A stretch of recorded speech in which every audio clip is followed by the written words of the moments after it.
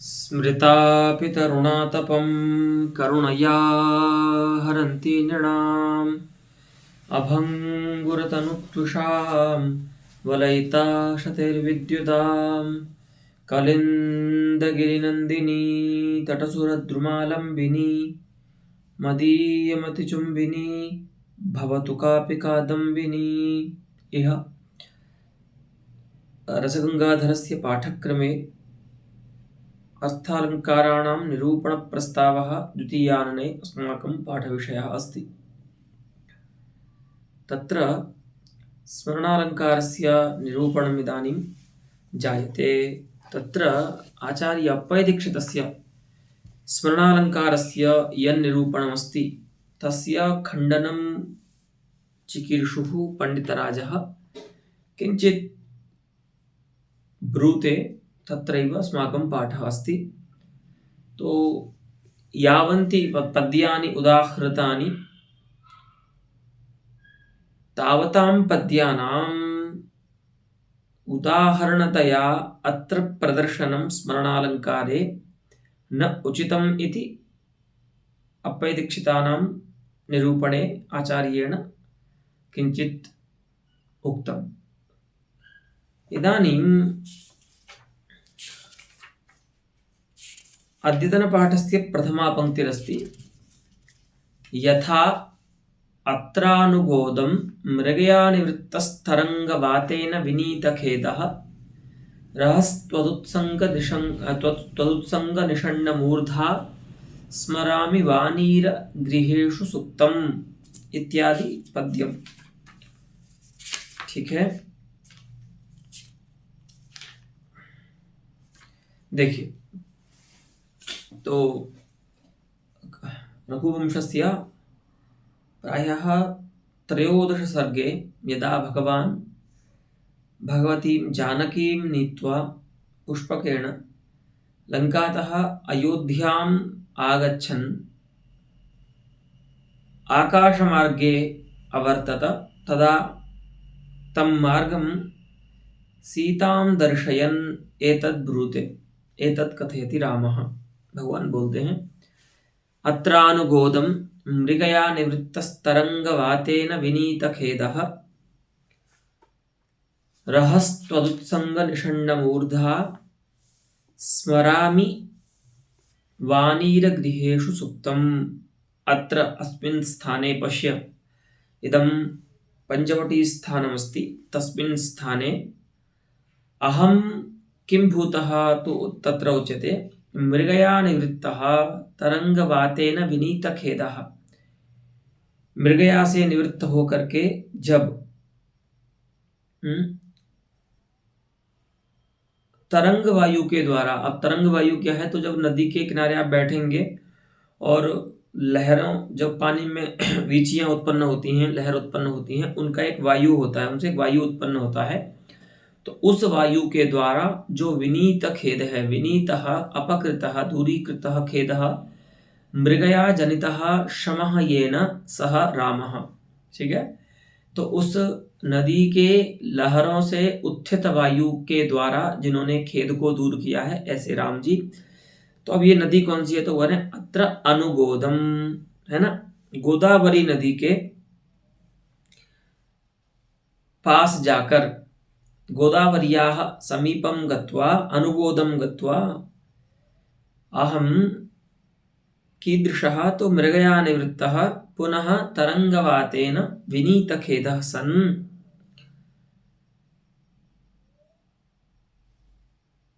रहः त्वदुत्सङ्गनिषण्णमूर्धा।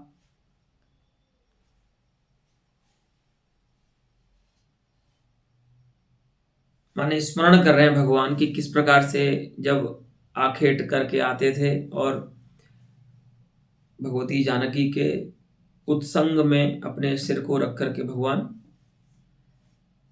बैठते थे या शयन करते थे। तो वही बता रहे हैं कि त्वदीय उत्संगः अर्थात अंकः तस्मिन् निषण्णा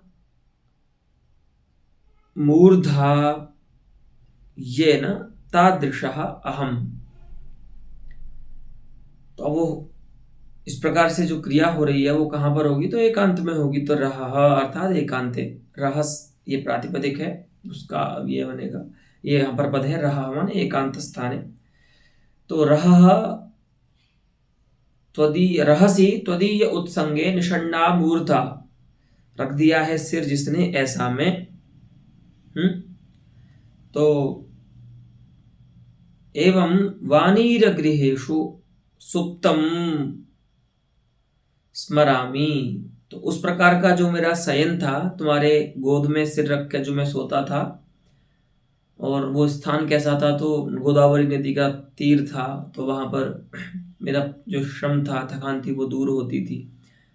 और वो कैसे दूर होती थी, तो नदी की जो वीचियां थी उनसे उत्पन्न वायु होता था, उससे इस प्रकार से।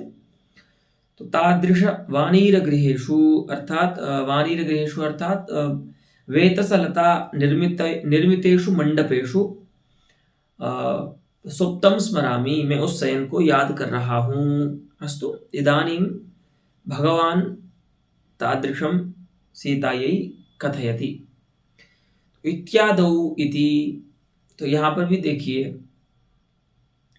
स्मरामि इस धातु से, स्मृ धातु से, यहाँ पर भी क्या है, स्मरण जो है वह यद्यपि सादृश्य से जन्य नहीं है, माने सादृश्य ज्ञान से उद्बुद्ध संस्कार से जन्य नहीं है, तो वो भाव हो सकता है, लेकिन वह यहाँ पर भाव नहीं हो पाया, क्योंकि उसको स्वशब्द से वाच्य कर दिया।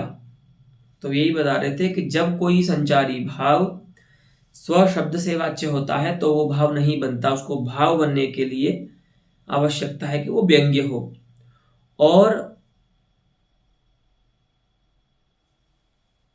प्रेयालंकार में जो भाव होता है उसमें भी स्मरण रूप जो भाव होता है, उसको भाव बनने के लिए आवश्यक है कि एक तो वो व्यंग्य हो, और दूसरी बात वह सादृश्य व्यतिरिक्त हो, माने सादृश्य ज्ञान से अतिरिक्त सामग्री से उत्पन्न हुआ स्मरण हो। तो यहाँ पर सादृश्य ज्ञान तो नहीं है, तो भाव बन सकता है, लेकिन यहाँ पर व्यंग्य नहीं हो रहा स्मरण रूप संचारी भाव, क्योंकि स्मरामि इत्यादि क्रियापद के द्वारा वह स्वशब्द से ही निवेदित हो गया है। इसीलिए अत्र स्वशब्द निवेदितत्वात् स्मरणस्य न भावत्वम्। अस्तु ननु भावाद्यंगीभूत भावत्वं न प्रयोलंकार लक्षणम, है ना। अगर आप ऐसा कहेंगे कि साहब हम तो प्रयोलंकार का लक्षण ये नहीं मानते कि भावों का जो अंगीभूत भाव है, माने किसी प्रधान भाव का जो अंगभूत भाव बनना है वही प्रयोलंकार है, हम ऐसा नहीं मानते। अपितु भावाद्यंगीभूत संचारित्व मात्रम, हम तो ये कहते हैं कि किसी एक व्यंग्य भाव के प्रति जो संचारी भाव है कोई भी, है ना, अंगीभूत भाव का जो संचारी मात्र है। अब संचारी कहने से क्या लाभ होगा कि व्यंग्य का भी लाभ हो जाएगा, व्यंग्य संचारी का भी, और वाच्यावस्था में जो जैसे यहाँ पर स्मरामि इत्यादि स्थलों में है तो उस पर, क्योंकि देखिए जब वह वाच्य दशा में होगा भाव तो उसको संचारी कहते हैं, व्यभिचारी कहते हैं, और जब वो व्यंग्य होता है तो उसको भाव कहते हैं। तो ऐसा अगर आप कहते हैं कि प्रयोलंकार का लक्षण ये है, यानी आचार्य अप्पय दीक्षित के मत से कह रहे हैं कि अगर आप ये कहेंगे कि किसी प्रधान भाव का अंग जो भाव है वह प्रयोलंकार का लक्षण, ऐसा न कह करके किसी प्रधान भाव का, विद्यमान किसी प्रधान भाव का जो संचारी मात्र है वह प्रयोलंकार कहलाएगा, अंगभूत जो संचारी मात्र है तो वो प्रयोलंकार कहलाएगा। तो ऐसा लक्षण करने से तो आचार्य अप्पय दीक्षित ने जो उदाहरण दिया है सौमित्रे ननुसेव्यताम इत्यादि स्थल में, वहां पर भी जो भाव है वह प्रयोलंकार बन सकता है। वही कहते हैं कि अपितु भावाद्यंगीभूत संचारित्व मात्रम तथा च प्रकृते स्मरणस्य स्वशब्द निवेद्यत्वेन भावत्व विरहेपि संचारित्वानपायात् प्रयोलंकारत्वम अविरुद्धम इति चेत एव। अच्छा देखिए, अब इस पद्य में देखिए, यहां पर किसी अलंकारिक ने इस स्मरामि रूप पद के द्वारा जो वाच्य किया जा रहा है स्मरण रूप संचारी भाव, उसको किसी ने भी प्रयोलंकार नहीं माना है। लेकिन अगर आपके लक्षण के अनुसार विचार करें तब तो यहां पर भी, माने अत्रानुगोदम मृगया निवृत्तस्तरंगवातेन इत्यादि पद्य में भी स्मरण जो है वह स्वशब्द निवेदित होने के कारण भाव नहीं बन पाएगा, भावत्व का विरह होगा उसमें। माने भाव नहीं बन पाया क्योंकि स्वशब्द से निवेदित हो गया। भाव का लक्षण तो है कि जब संचारी व्यंग्य होता है तो भाव होता है। तो भावत्व विरहेपि स्मरणस्य भावत्व विरहेपि संचारित्व अनपायात। लेकिन उस अवस्था में भी जब वह स्वशब्द वाच्य है, उस अवस्था में भी वह संचारित तो रहेगा ही। तो संचारित्व का अनपाय होने के कारण उसको प्रयोलंकार यहाँ पर कहना चाहिए अविरुद्ध में वह। तो यहाँ पर उसको बिना विरोध के प्रयोलंकार मानना चाहिए उस प्रकार के संचारी भाव को। एवं तरही, लेकिन अगर ऐसा कहेंगे,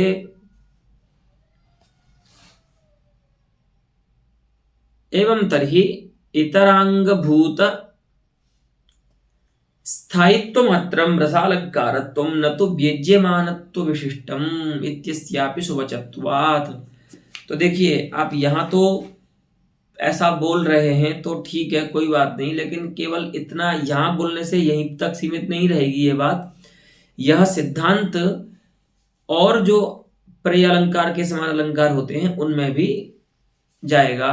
तो जैसे एक रसवद अलंकार है, माने जहां पर कोई विद्यमान रस दूसरे विद्यमान रस के प्रति अंग बनता है उसका, तो वहां पर वह जो अंगभूत रस है उसको हम रसवद अलंकार कहते हैं। ठीक है, जैसे अयम स रसनोत्कर्षी इत्यादि स्थल में वह जो श्रृंगार है, संभोग श्रृंगार, वह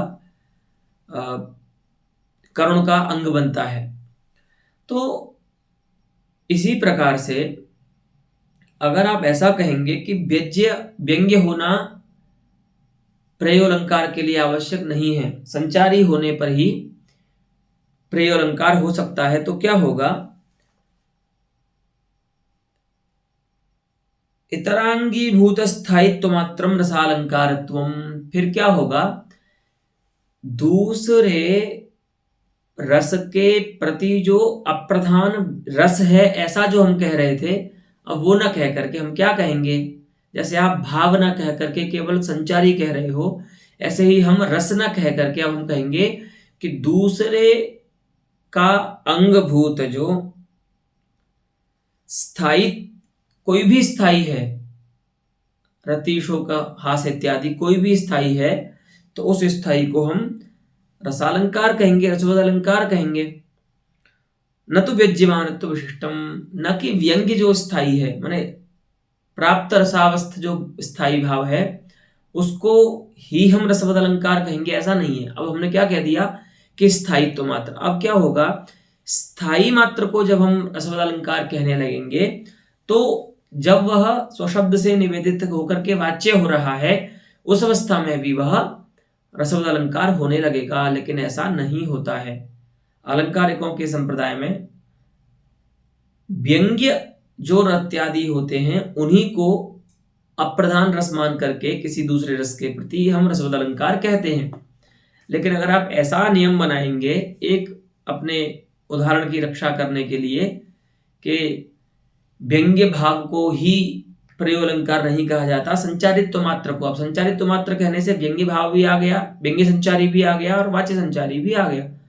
तो अगर आप ऐसा नियम करेंगे तो फिर रसवद अलंकार में भी आपको इसी प्रकार की व्यवस्था को लेके जाना होगा, और वहां पर इस प्रकार की व्यवस्था होती नहीं है।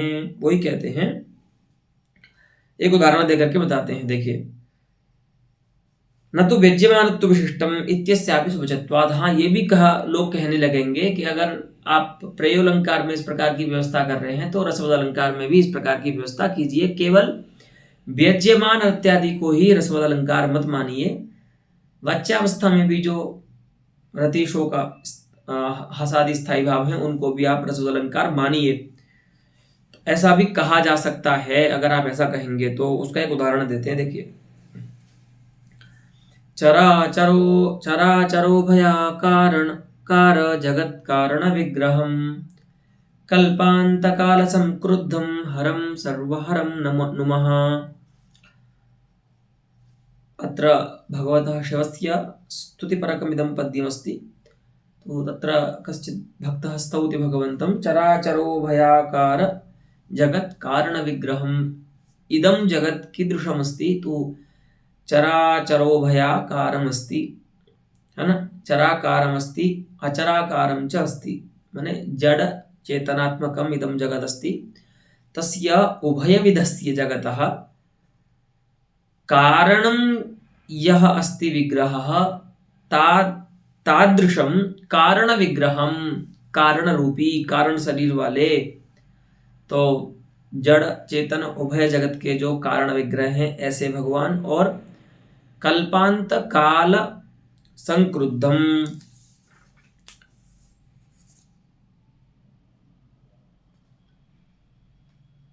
कल्पांत काले यह संक्रुद्धः अस्ति तादृशम, है ना, सम्यक क्रुद्धः यः भवति तादृशम हरम अर्थात शिवम। कीदृशः सः? तो सर्वहरम अर्थात सर्वसंहारकारकम, सब कुछ हरण करने वाले। तो आप जानते हैं भगवान शिव जो हैं वो संहार कर्ता देव हैं।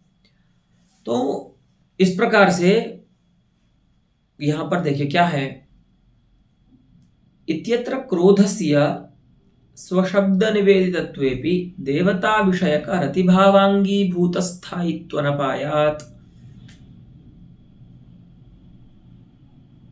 रसालंकारता। अब यहां पर देखिए क्रोध रूप जो स्थायी भाव है रौद्र रस का, वह यहां पर स्वशब्द से निवेदित है ना, कल्पांत काल संक्रुद्धम, ठीक है। तो क्रोध जो स्थायी भाव है वो यहां पर स्वशब्द से निवेदित होने के कारण रसपद वाच्य नहीं हो सकता। लेकिन फिर भी आपके सिद्धांत के अनुसार यहां पर क्या है, प्रधान जो हो रही है वह देवता विषयक रति जो है प्रधान रूप से व्यंग्य हो रही है। एतत् कविगता, इस कवि में रहने वाली भगवान शिव के विषय में जो रति है वो व्यंग्य होती है, तो यानी भाव है। तो उस प्रधान भाव में अंग बन रहा है कौन? यह जो स्थायी भाव है। कौन सा? क्रोध रूप जो स्थायी भाव है। तो इस प्रकार से प्रधानीभूत अंगीभूत स्थायी देवता विषयक जो रति भाव है अंगीभूत, उसका स्थायित्व इस क्रोध में है। तो उस प्रकार का स्थायित्व यानी प्रधानीभूत स्थायित्वम अत्र अस्ति, है ना, क्रोध रूप स्थायिनी। अतः अत्र क्रोध रूपः यह स्थायी अस्ति तस्य रसालंकारता आप प्रसरति। उसको यहाँ पर हम आपके नियम के अनुसार यहाँ पर उसको रसवद अलंकार कहना चाहिए। ऐसे तो नहीं कहा जाता क्योंकि वो व्यंग्य रस के ही, माने रस, जब रस कह दिया तब तो व्यंग्य ही होगा। तो व्यंग्य ही स्थायी भाव के लिए वो व्यवस्था की जाती है। वाच्य या स्वशब्द से निवेदित जो स्थायी हैं उनके लिए उस प्रकार की व्यवस्था, रस अलंकार की व्यवस्था नहीं की जाती है। लेकिन अगर आपका यह आग्रह है प्रयोलंकार के विषय में, तो इस प्रकार का भी कोई आप पर आक्षेप कर सकता है कि अगर आप प्रयोलंकार वाच्य संचारी को लेकर के मानेंगे तो इस प्रकार से अनेक ऐसे पद्य हैं जहां पर अन्यतमस्य स्थायिनः वाच्याभिधानमस्ति, स्वशब्द निवेदनं वा अस्ति, तत्र च सः स्थायी वाच्यः स्थायी कस्यचित् प्रधानीभूतस्य स्थायिनः अंगमस्ति। अतः तादृशं वाच्यं स्थायिनमादाय तस्मिन् रसालंकार इति अनिष्ट व्यवहारो मा भूत् इति कृत्वा अयं नियमः प्रयोलंकार साधनाय यः आदृतः आचार्यप्पय दीक्षितैः सह न आदरणीयः, उसको नहीं मानना चाहिए। अस्तु।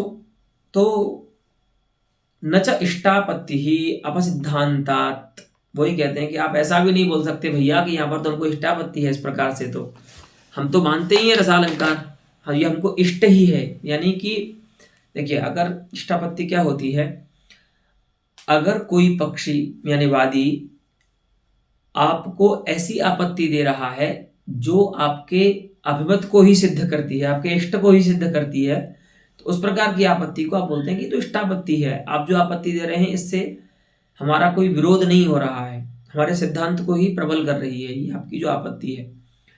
तो आचार्य जगन्नाथ कह रहे हैं कि इस प्रकार से आप इष्टापत्ति भी नहीं मान सकते कि नहीं साहब इस प्रकार के पद्यों में तो हम रसालंकार ही मानते हैं।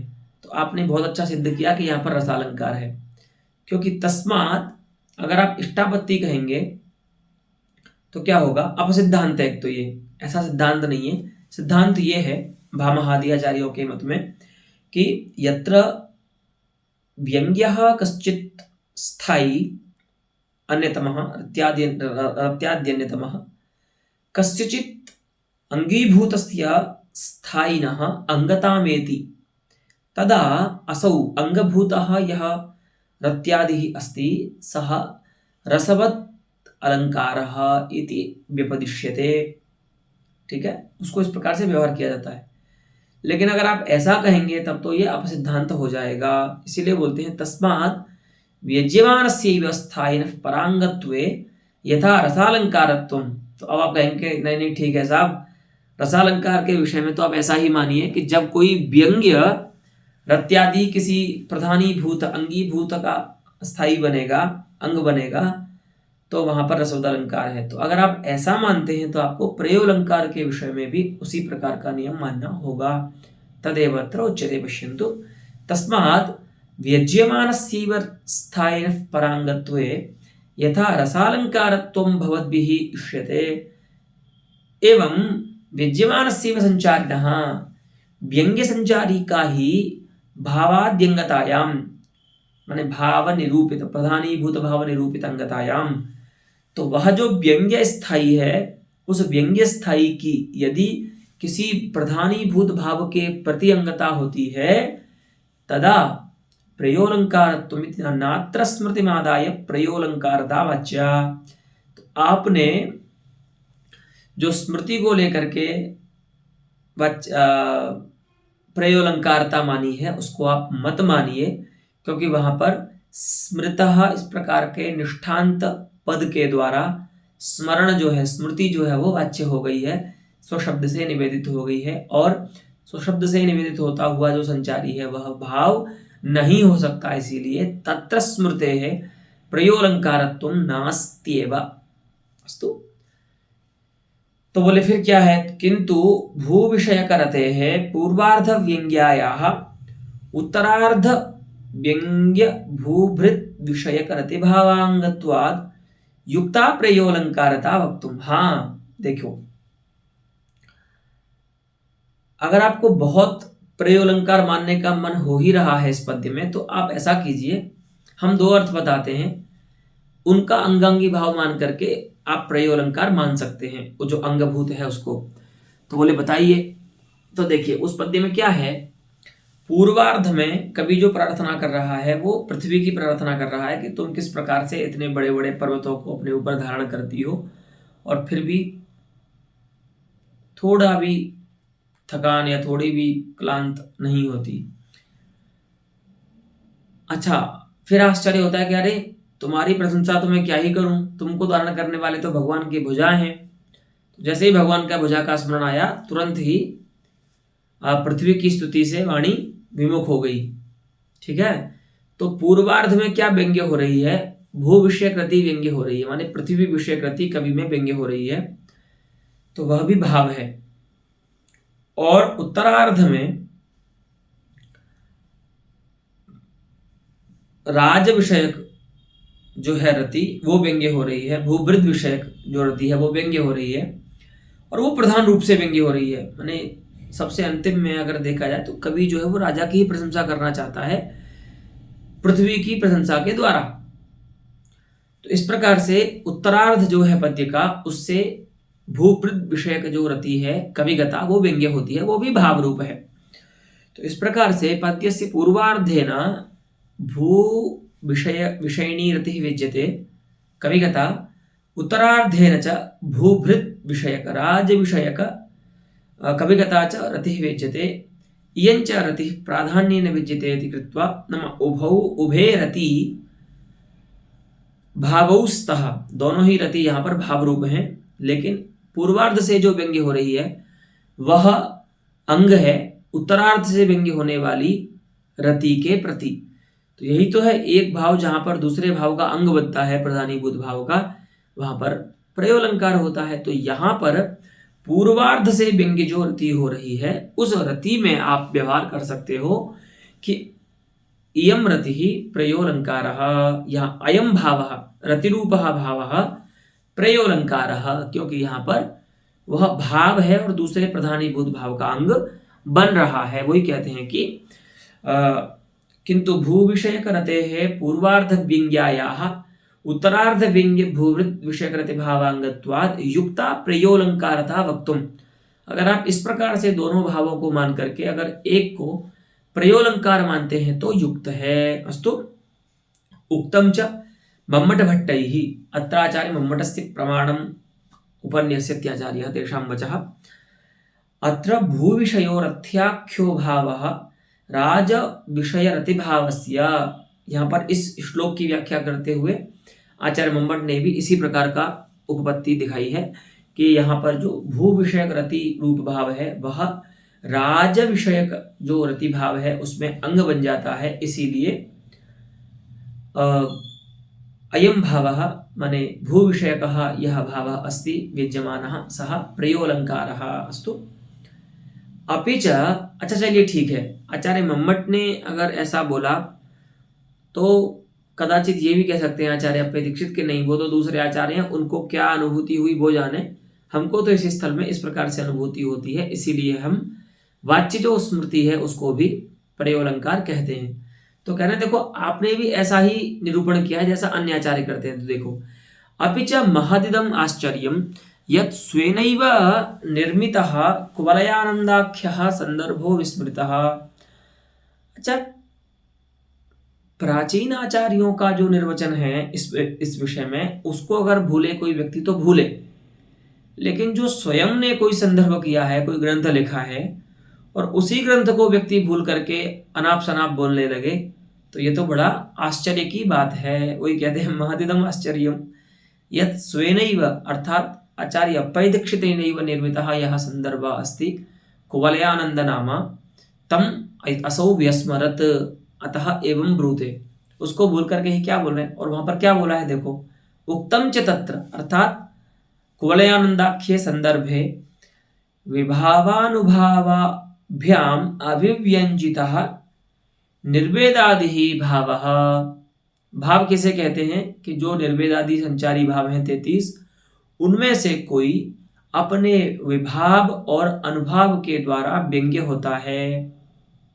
ठीक है, एवं विभावानुभावाभ्याम व्यंजितः निर्वेदादिः भावः, और फिर स यत्र अपरस्य अंगम, और फिर जब वो किसी दूसरे भाव का अंग बनता है तदा सह निर्वेदादि भावः प्रयोलंकारः, तब वो जाकर के प्रयोलंकार कहलाता है। इति अयं ग्रंथः तेषामेव संदर्भादत्र अस्माभिरानीतः।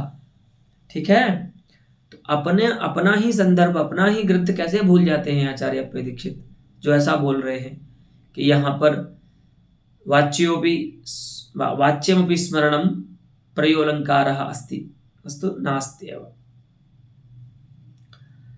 यद्यपि सदृशानुभवात् वस्त्वन्तरस्मृतिस्मरणम् इति अलंकार सर्वस्वरत्नाकरयोः स्मरणालंकारलक्षणम् उक्तं तदपि न। इदानीम् अलंकार सर्वस्वकारस्य आचार्य रोय्यकस्य रत्नाकरकारस्य च समानं लक्षणमस्ति स्मरणालंकारस्य, अतः एकेनैव वाक्येन उभयोः तत्र लक्षणम् इति निवेदयत्याचार्यः। तो कहते हैं वो भी ठीक नहीं है। अब इसका अर्थ क्या है कि सदृश वस्तु के अनुभव से वस्तुअंतर की जो स्मृति है वो स्मरणालंकार है। अब यहाँ पर थोड़ा सा जो आचार्य जगन्नाथ की अपेक्षा अंतर है वो यही है, आचार्य कहते हैं सादृश्य ज्ञान से उद्बुद्ध जो संस्कार है उससे प्रयोज्य जो स्मरण है, लेकिन ये कह रहे हैं अनुभव। अब अनुभव जो होता है, अच्छा वो सदृश वस्तु जो है उसका जरूरी नहीं है कि अनुभव हो, उसके स्मरण से भी अगर संस्कार उद्बुद्ध हुआ, देखो स्मृति के लिए उद्बुद्ध संस्कार की अपेक्षा होती है।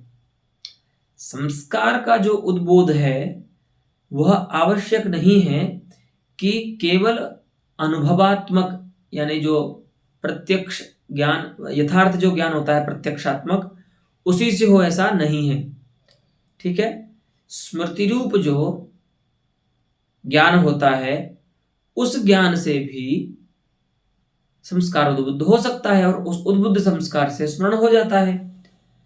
तो यहां पर इन्होंने जो प्रयोग कर दिया है कि सदृश के अनुभव से ही, तुम्हारे अनुभव तो क्या हो गया, विशेष ज्ञान हो गया, तो सदृश के अनुभव से जो वस्तुअंतर की स्मृति होती है वह स्मरणालंकार है। ऐसा जो स्मरणालंकार का लक्षण किया है वो भी ठीक नहीं है। क्यों? क्योंकि जहां सदृश वस्तु के स्मरण से उद्बुद्ध संस्कार से स्मरण हो रहा है उस प्रकार के स्मरण को भी हम स्मरणालंकार कहते हैं, लेकिन इस लक्षण के अनुसार उस प्रकार के स्मरण में स्मरणालंकार के लक्षण की संगति नहीं हो पाएगी। तो अव्याप्ति रूप दोष हो जाएगा जब लक्ष्य के किसी देश में लक्षण का समन्वय नहीं होता है। तो वही कहते हैं सदृश स्मरणात् उद्बुद्धेन संस्कारेण जनिते स्मरणे अव्याप्ते है। देखो भैया, जरूरी नहीं है कि सदृश वस्तु का अनुभव ही हो, कभी सदृश वस्तु के स्मरण से संस्कार उद्बुद्ध होता है और उस उद्बुद्ध संस्कार से स्मरण हो जाता है दूसरी वस्तु का। इस प्रकार से उस प्रकार के स्मरण को भी हम स्मरणालंकार कहते हैं। लेकिन अगर आप ऐसा लक्षण कर देंगे कि कभी भी सदृश वस्तु के अनुभव से जो दूसरी वस्तु का स्मरण होता है उसी को स्मरणालंकार कहते हैं, तब सदृश वस्तु के स्मरणात्मक ज्ञान से उद्बुद्ध संस्कार से जनित जो स्मरण है उस प्रकार के स्मरण में स्मरणालंकार के लक्षण की संगति नहीं होने से अव्याप्ति रूप दोष आएगा। अस्तु तदेवत्र उच्यते कि सदृश स्मरणाद उद्बुद्धेन संस्कारेण जनिते स्मरणे अव्याप्ते है। इसलिए आप ऐसा भी नहीं कह सकते। यथा, अब एक उदाहरण देकर के बता रहे हैं कि किस प्रकार से सदृश वस्तु के स्मरण से उद्बुद्ध संस्कार से भी संस्मरण होता है। देखिए,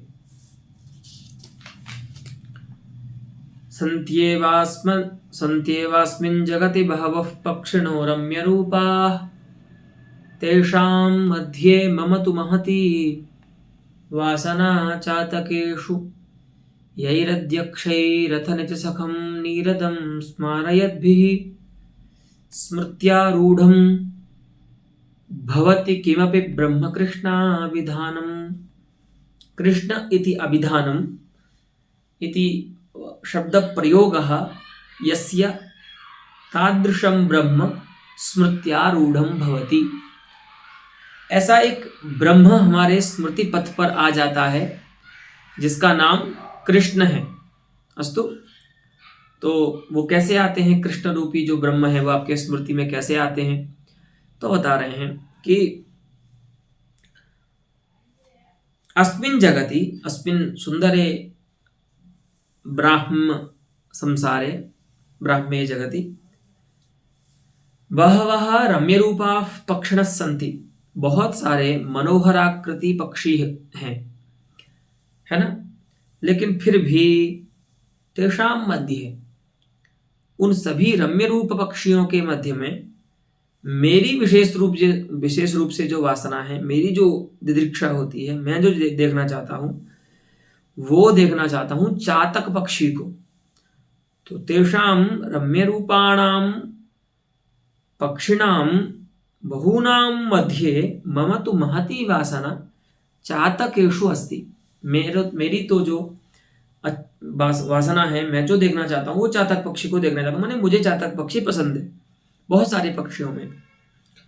ऐसा क्यों? तो बता रहे हैं क्यों पसंद है। क्योंकि यही ही अध्यक्षैहि अर्थात यही ही प्रत्यक्ष विषयैहि निजसखम नीरदम स्मारयद्भिः। क्योंकि उन चातक पक्षियों के द्वारा क्या होता है, मुझे उनका जो मित्र है, निजस चासौ सखा निज सखा, ठीक है, अथवा निजस्य सखा आत्मन सखा, तभी यहां पर समासांत प्रत्यय होगा और टच उसके बाद ये अकारांत प्रातिपदिक बन करके इसके रूप चलते हैं। निज सखा निज सखौ निज सखा निज सखम इत्यादि, राजा इत्यादि सूत्र से प्रत्यय होता है। तो निज सखम नीरदम स्मारयद भी। अब वो चातक पक्षी कैसे हैं कि जब भी मैं उनको देखता हूं, जब भी वो मेरे प्रत्यक्ष का विषय बनते हैं, तभी उनको देखते ही उनका जो सबसे उत्तम मित्र है, बेस्ट फ्रेंड उनका कौन है, तो नीरद मेघ है। ठीक है, जैसे ही आप भी जब कविता सुनते होंगे तो सबसे पहले जैसे ही चातक पक्षी का नाम आएगा तो आप देखना जरूर वहां पर स्वाति नक्षत्र की जो बूंद है उसका नाम आता ही आता है, और उसमें भी मेघ का किसी प्रकार से वहां पर व्यवहार होगा ही। तो तस्य चातकस्य निजसखः अस्ति नीरदः मेघः, तो तम स्मारयति सह चातकः पक्षी स्वनिजसखम नीरदम स्मारयति। अच्छा, उस नीरद के भी स्मरण से क्या होता है, वहीं तक रुकती नहीं है, ये जो स्मृति की परंपरा है, श्रृंखला वहां रुकती नहीं है। उस नीरद के स्मरण से क्या होता है, फिर मुझे मेरी स्मृति मार्ग में, मेरी स्मृति पथ पर आरूढ़ हो जाता है कौन, एक कृष्ण, इस अविधान वाला ब्रह्म। ठीक है, किमपि कृष्णाविधानम ब्रह्म मम स्मृत्यारूढ़ भवति। तो अब इसमें देखा जाए तो ये जो कृष्ण नाम का ब्रह्म इस प्रमाता के स्मृति में आरूढ़ हुआ है, उसमें कारण कौन है, तो साक्षात कारण तो मेघ स्मरण है। लेकिन वो मेघ का स्मरण कैसे हुआ, तो वो हुआ चातक पक्षी के प्रत्यक्ष से। ठीक है, तो जिन चातक पक्षियों के द्वारा मेघ का स्मरण कराए जाने पर मेरे स्मृति में कृष्ण नाम का ब्रह्म आरूढ़ हो जाता है, इसीलिए मम एतेषु चातकेषु महती वासना अस्ति। अब यहां बताएंगे अत्र च चातक दर्शनात् एक संबंधी ज्ञानात् उत्पन्नेन अपर संबंधिनः जलधरस्य भगवत् सदृशस्य स्मरणेन जनितं भगवतः स्मरणम् एक संबंधी ज्ञानम अपर संबंधिनम स्मारयति, है ना, ये न्याय है, नियम है। तो यहां पर पहले चातक के दर्शन से एक संबंधी ज्ञानम अपर संबंधिनम स्मारयति, इस न्याय से चातक का जो संबंधी है वो कौन है, मेघ है। तो उससे आपको चातक का संबंधी मेघ का स्मरण हुआ, जलधरस्य स्मरणम जातम। अच्छा, फिर जलधर में माने जलधर का सादृश्य किसमें है, तो भगवान में जलधर का सादृश्य है, मेघ का सादृश्य है। तो जलधरस्य भगवत सदृशस्य स्मरणेन। अब जलधर कैसा है, यद्यपि वो चातक का संबंधी है, लेकिन वो किसके सदृश है, तो भगवान कृष्ण के सदृश है। तो इसीलिए उसके स्मरण से, माने चातक संबंधिनः जलधरस्य स्मरणेन भगवतः स्मरणम जनितम भवति, उससे वहां पर भगवान का स्मरण उत्पन्न होता है। तादृशम स्मरणम भगवत विषय रतिभावांगम, और वैसा जो स्मरण है वो यहाँ पर भगवत विषयक जो रति है, रतिरूप भाव है, वो यहाँ पर उसमें अंग है, इसीलिए यहाँ पर वो अलंकार होना चाहिए। यहाँ पर जो स्मरण है वो अलंकार होना चाहिए। लेकिन आप क्या कहते हो, सदृश के अनुभव से। अब यहां देखिए, कृष्ण भगवान का जो स्मरण हुआ है वह सदृश के अनुभव से नहीं हुआ है, सदृश के स्मरण से हुआ है। क्योंकि भगवान के सदृश कौन है? नीरद। तो यहां पर नीरद का अनुभव नहीं हो रहा है प्रमाता को, नीरद का भी स्मरण ही हो रहा है। अनुभव तो किसका हो रहा है? तो चातक पक्षी का हो रहा है। तो चातक पक्षी के अनुभव से स्मरण हुआ नीरद का, और नीरद के स्मरण से नीरद सदृश जो भगवान है उनका स्मरण हुआ। तो अगर आप ऐसा कहेंगे कि सदृश के अनुभव से जो वस्तुअंतर विषयणी स्मृति होती है वह स्मरणालंकार है, तो इस प्रकार के जो स्मरणालंकार के उदाहरण हैं, संत्येवास्मिन् जगति बहवः पक्षिणो इत्यादि स्थलों में स्मरणालंकार नहीं हो पाएगा, क्योंकि यहां पर जो स्मरण है वह सदृश के अनुभव से उद्बुद्ध संस्कार से नहीं हुआ है, अपितु सदृश के स्मरण से उद्बुद्ध संस्कार से उत्पन्न हुआ है। इसीलिए यदि च सदृशानुभवात् इत्यपहाय सदृश ज्ञानादिति लक्षणे निवेश्यते तदा भवत्यस्यापि संग्रहः इति दिक्। हाँ, अगर आप ऐसा बोल दें कि सदृश ज्ञान से, तो अब क्या होता है, ज्ञान तो सामान्य है, अनुभव तो विशेष, ज्ञान विशेष है। तो अगर आप ज्ञान सामान्य का प्रयोग कर देंगे तो स्मरण भी तो ज्ञान ही होता है। तो सदृश के स्मरण से हो या सदृश के अनुभव से हो या सदृश के भ्रम से हो, जैसे भी हो, सदृश के ज्ञान से उद्बुद्ध जो संस्कार है उस संस्कार से उत्पन्न जो स्मरण होगा उसको हम स्मरणालंकार कहेंगे।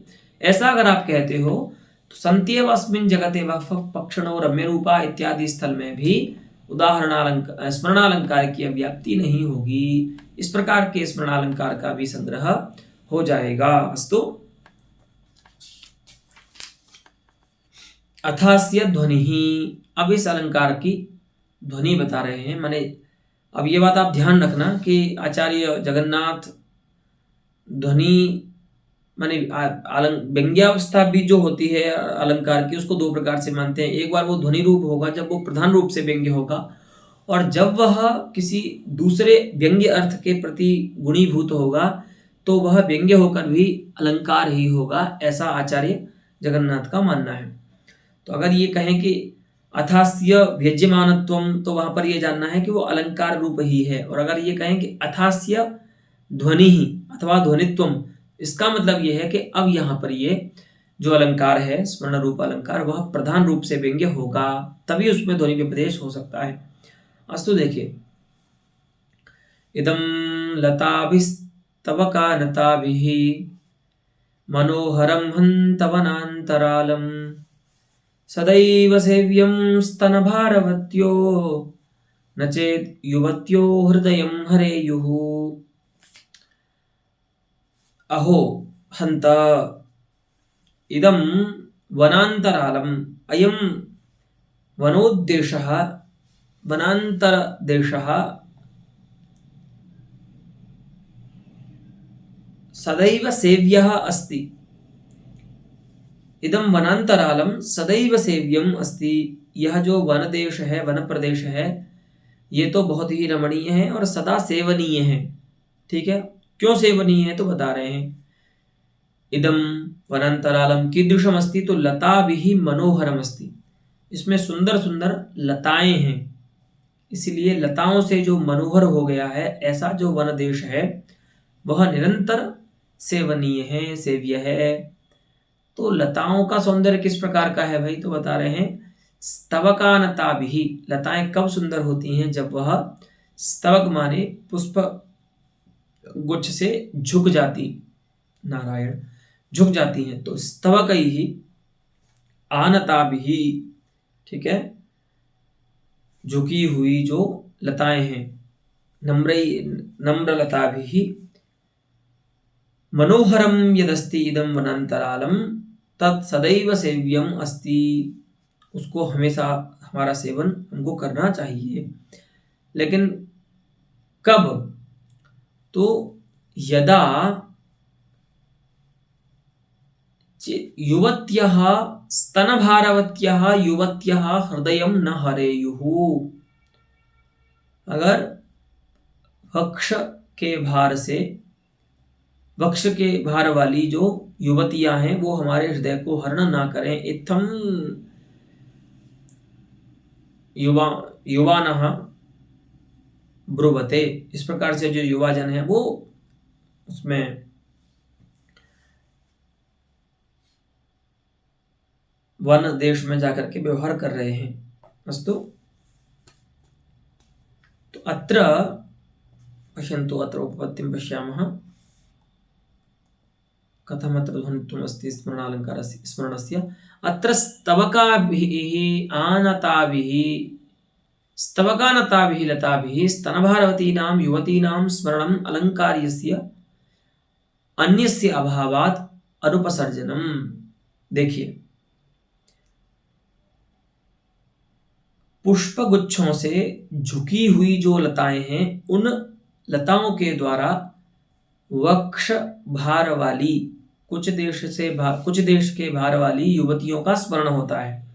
ठीक है, और वह स्मरण यहाँ पर वाच्य नहीं है। ठीक है, देखिए पद्य में कहीं पर भी कोई ऐसा प्रयोग नहीं है स्मृति धातु का किसी भी रूप में, तिंग या सुप रूप में, सुबंत रूप में, जिससे स्मरण जो है वो वाच्य हो। तो एवं अत्र व्यंग्यम अस्ति, पहली बात तो यही है कि व्यंग्य होना चाहिए ध्वनि होने के लिए उस अर्थ को, तो व्यंग्य हो गया। और दूसरी बात है कि वो प्रधान रूप से व्यंग्य होना चाहिए। तो प्रधान रूप से व्यंग्य कब होगा? जब उसकी अपेक्षा कोई दूसरा और अर्थ जो है वो अलंकार्य नहीं होगा, वो स्वयं ही अलंकार्य होगा, तो वो प्रधान होगा। तो प्रधानत्वं नाम किम तस्य कस्यापि अर्थस्य, प्रधानत्वं नाम कस्यापि अलंकार्यांतरस्य अभावः तस्य प्रधानत्वम्, माने उसकी अपेक्षा कोई दूसरा अलंकार्य अर्थ जब काव्य में न रहे तो वह अर्थ प्रधान कहलाता है। तो यहाँ पर इस प्रकार की लताओं के सादृश्य ज्ञान से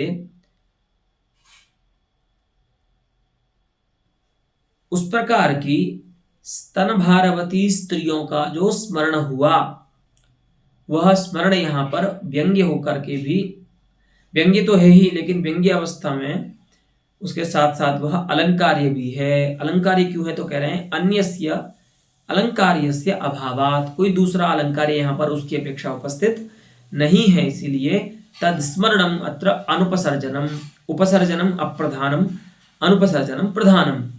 ठीक है, उपसर्जनम गुणीभूतम।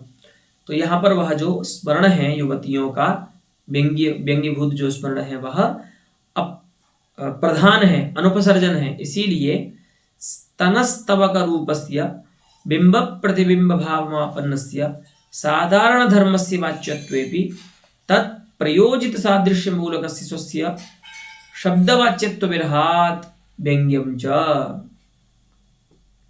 तो देखिए, सादृश्य मूलक जो स्मरण है वो वाच्य नहीं होना चाहिए। ठीक है, भले अगर उसके मूल में रहने वाले सादृश्य का प्रयोजक जो साधारण धर्म है यदि वह वाच्य होता है तो हो। तो वही कहते हैं कि यहाँ पर इनके जो धर्म है, लता का जो धर्म है और स्त्रियों का जो धर्म है, वो दोनों भिन्न धर्म है, फिर भी उनमें आरोपित अभेद के कारण उनको एक मान करके, माने एक जगह स्त्रियों में स्तन रूप धर्म है, वहां पर स्तवक रूप धर्म है, माने पुष्पगुच्छ रूप धर्म है। तो दोनों ही माने उपमान और उपमेय में भिन्न धर्म है। तो आप जानते हैं जहां पर भिन्न धर्मों में उपमा की निष्पत्ति के लिए सादृश्य मूलक अभेदाध्यवसाय किया जाता है, ऐसे धर्म को हम बिंब प्रतिबिंब भावापन्न धर्म कहते हैं। तो यहाँ पर उपमान का जो धर्म है वह है